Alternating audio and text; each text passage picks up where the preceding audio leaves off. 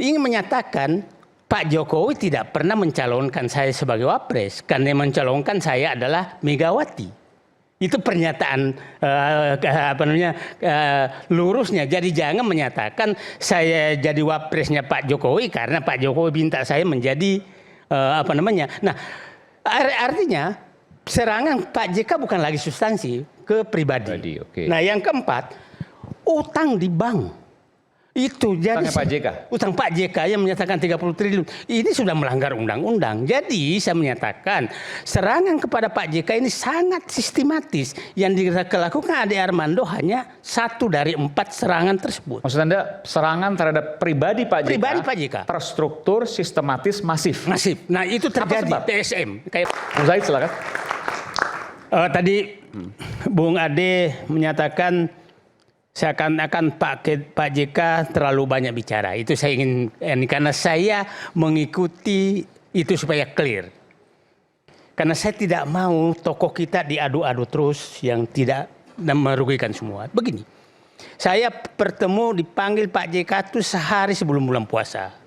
Itu kita harus ketemu, banyak hal tentang negara ini yang kita harus diskusikan. Tapi saya minta jangan dikemukakan di publik. Karena kita harus memberikan penghormatan kepada Presiden untuk mengambil kebijakan. Itu pesan Pak JK ke saya. Ini soal apa misalnya? Macam-macam. Nanti saya jelaskan. Nah, tadi kan Bung Ade menyatakan seakan-akan reaksi terhadap ini adalah karena Pak JK sudah terlalu banyak bicara. Itu kan saya ingin menyampaikan. Nah, Pak JK menyampaikan ini ada beberapa pesan yang hanya boleh Anda sampaikan apabila bisa ketemu Pak Presiden. Untuk menyelesaikan persoalan bangsa ini. Tidak boleh di publik demi ketenangan. Itu pesan Pak JK ke saya. Nah, terus, sebenarnya saya melihat begini. Anatomi persoalan ini hanya satu substansi loh. Banyak sekali substansi serangan ke Pak JK setelah Pak JK seakan-akan melangkah seperti umpamanya menerima duta besar Iran, menerima duta besar Arab Saudi, mengomentari BBM, mengomentari macam-macam. Itu seakan-akan Pak JK menempatkan diri oposisi. Padahal sebenarnya itu analisis mereka. Nah, terus kita lihat ada 4 sebenarnya yang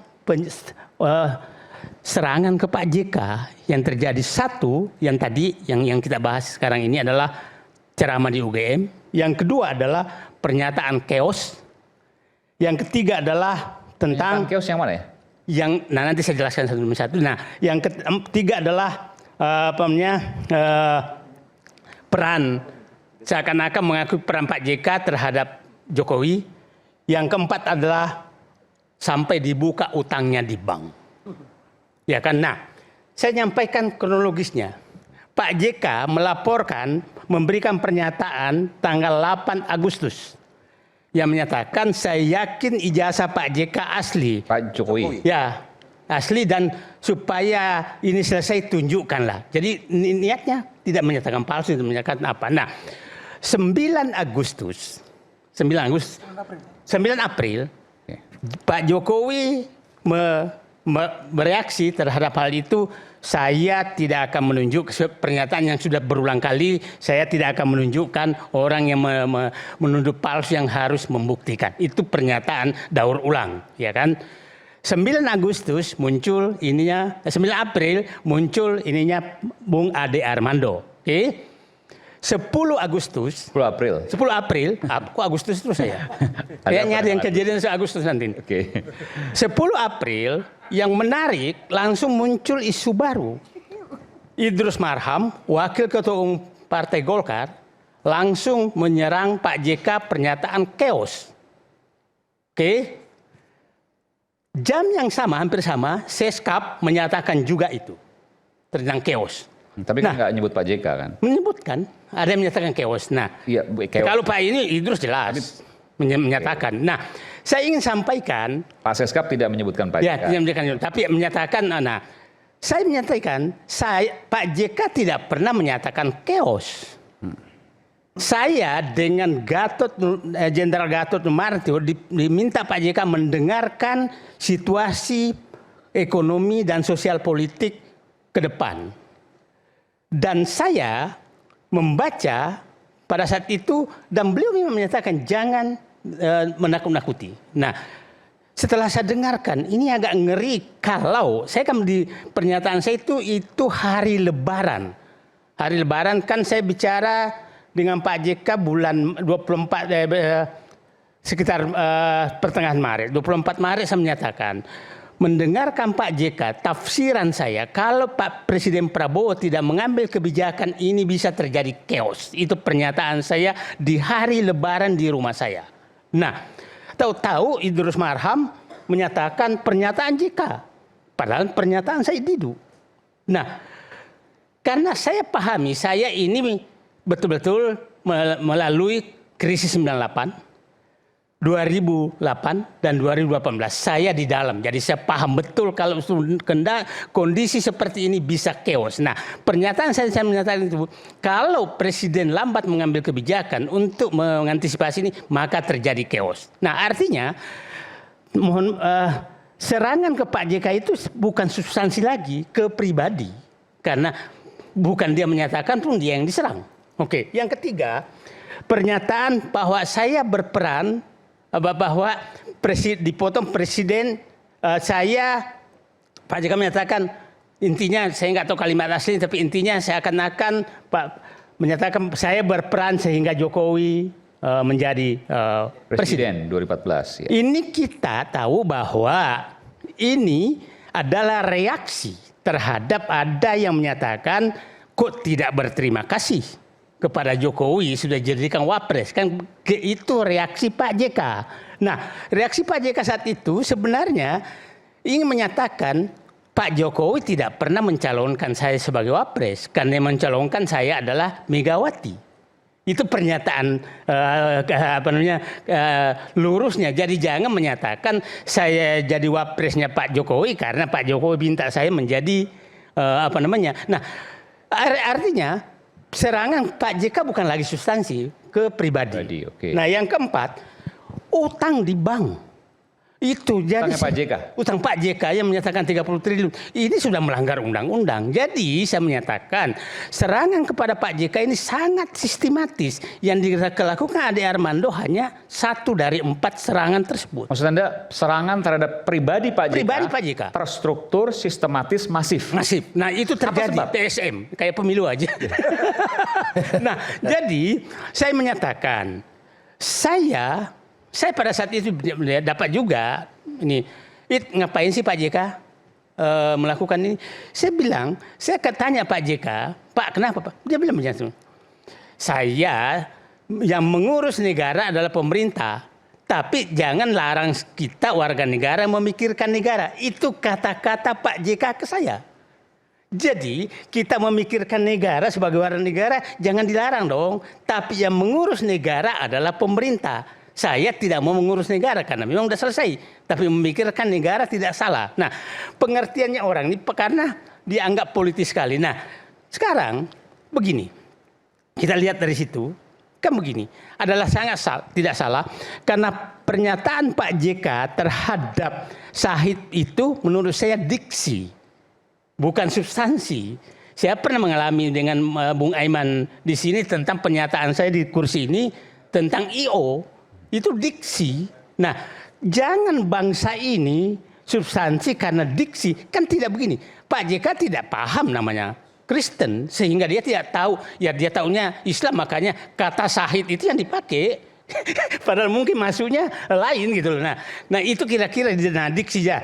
Ini menurut saya diksi yang pemahaman diksi yang kita yang intelektual kalau diksi kita berdebat di diksi itu adalah kita menurunkan tingkat intelektual kita karena itu diksi. Jadi itu kira-kira jadi kita biasakan jangan karena diksi kita berantem karena substansi yang harus yang ini dari kronologis pernyataan Pak JK itu saya ingat betul waktu di konferensi pers Malino itu kata itu sudah keluar.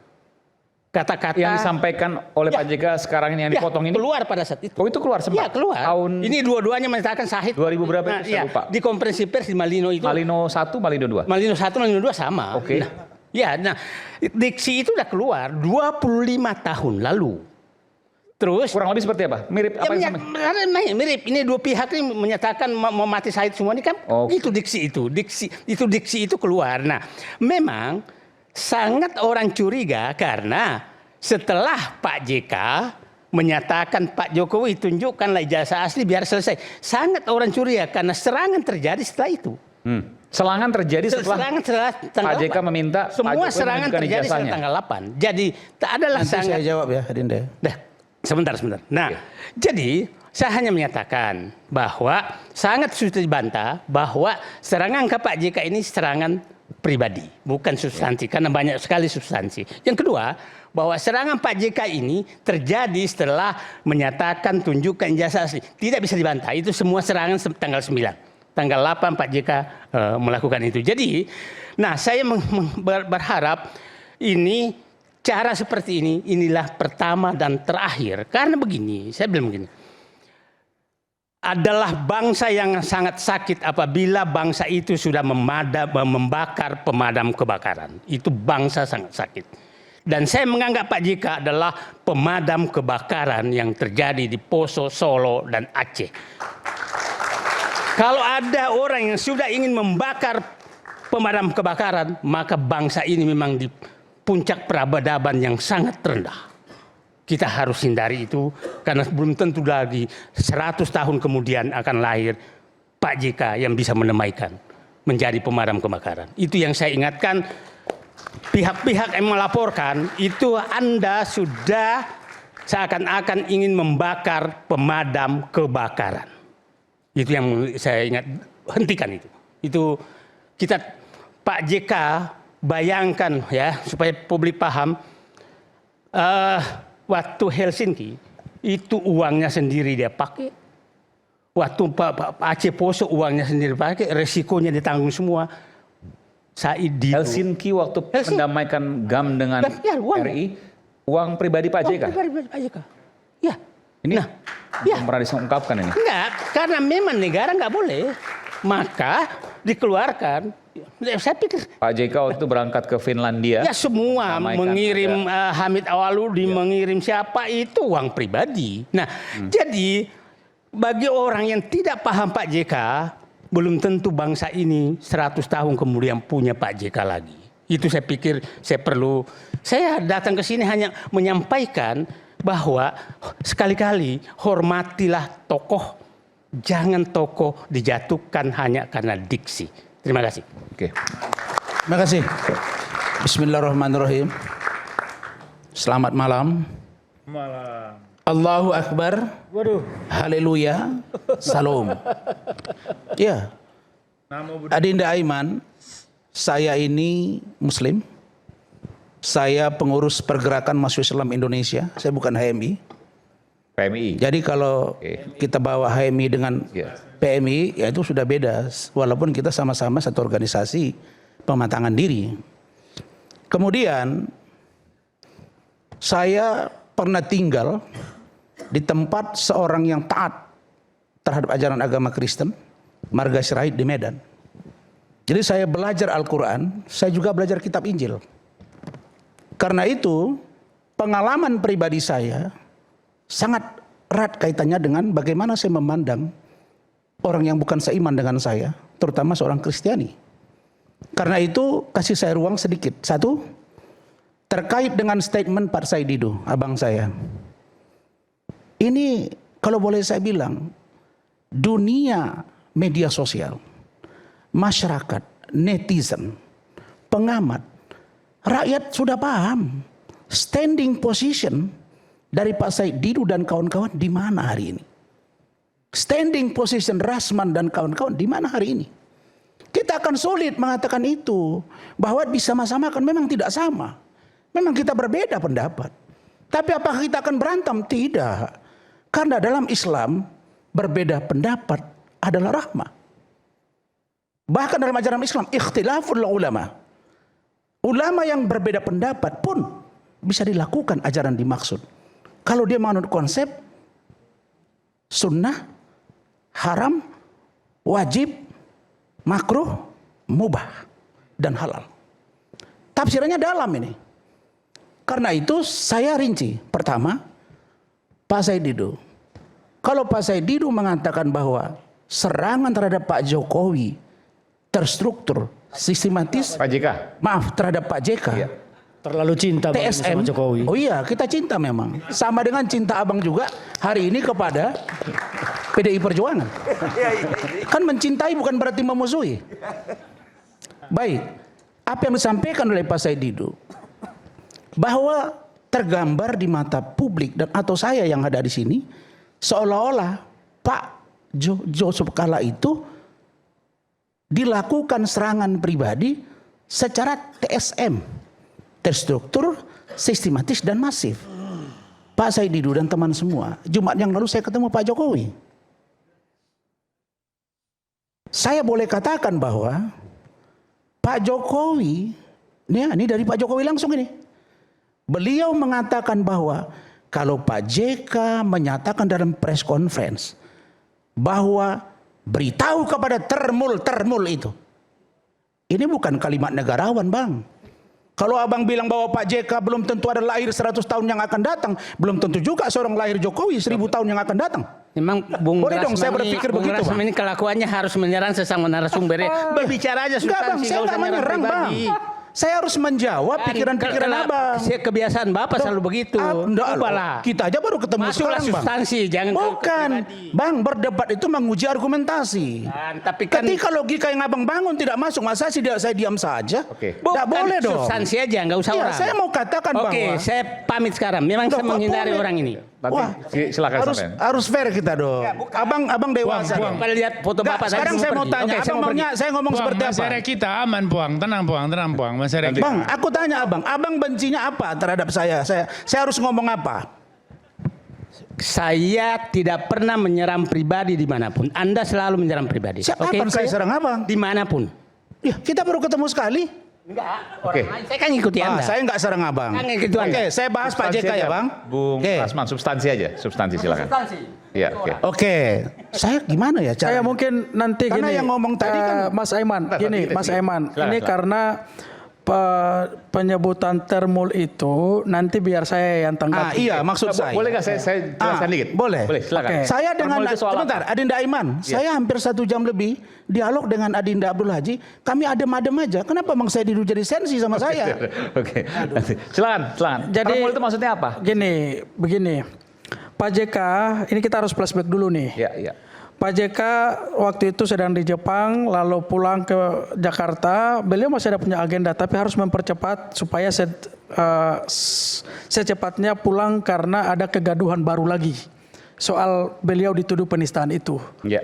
Dan setelah kita lacak ini bahwa ternyata yang memotong, memviralkan yang di TikTok, di Facebook, yang melaporkan dan banyak juga catatan-catatan komentar-komentar itu kami menduga ini ada satu Termul komunitas. maksudnya? Ah, Enggak maksudnya termol. gini dulu. Enggak, Bentar sebutannya dulu. apa, Bang? Satu komunitas. Nah, Oke. begini. Maksudnya kelompok pro Pak Jokowi gitulah. kurang lebih. Begini, yang mau dibilang begini, loyalis Jokowi gitu. Oke. Gini, saya mau bilang begini, Bang Raswan. Betul, supaya kita hindari Iya.